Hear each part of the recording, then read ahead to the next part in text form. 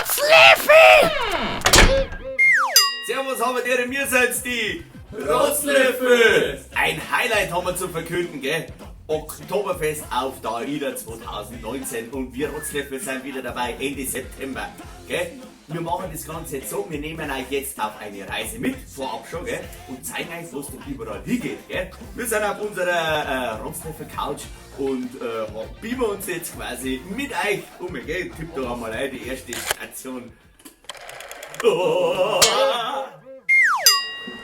So, jetzt sind wir in Tallinn, gell? Die Hauptstadt von Estland. So, tipp weiter, gell? Weiter geht's.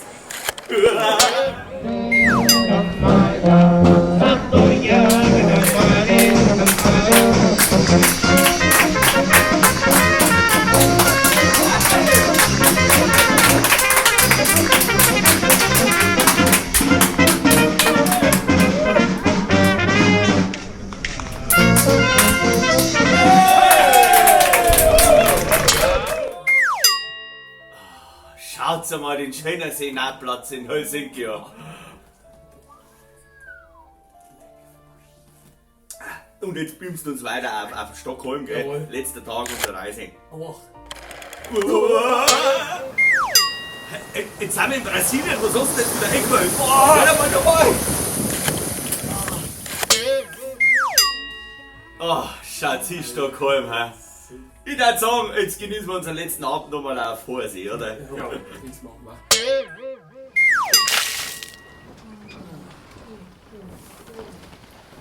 Also, wir zeigen es mal da, gell?